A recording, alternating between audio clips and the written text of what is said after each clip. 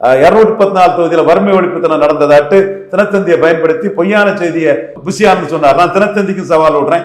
தினத்தந்தி அதை இது புசியானந்த் சொன்னதை போட்டு போயிருவாங்க.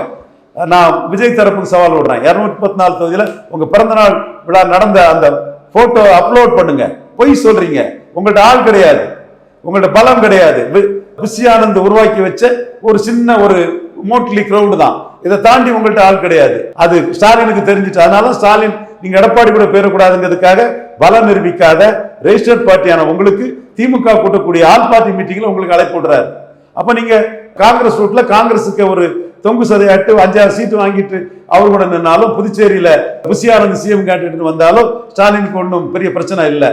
நீங்க எடப்பாடியோட போகாம இங்க வந்தாலே போதும்னு ஸ்டாலின் உங்களை ட்ரீட் பண்றாரு. ஏன்னா ஸ்டாலினுக்கு தெரியும் நீங்க தனிச்சு நின்னா அவருக்கு லாபம் பண்ண. ஆனா உங்களுக்கு தனிச்சு நிற்கக்கூடிய சக்தி இல்லை, திறமை இல்லை, அதுக்கான ஆட்பள்ளம் இல்லைங்கிறது இன்டெலிஜென்ஸ் மூலமா தெரியுது. சோ ஸ்டாலின் உங்களை வளர்ச்சி பிடிக்கக்கூடிய வேலையை பண்றாரு.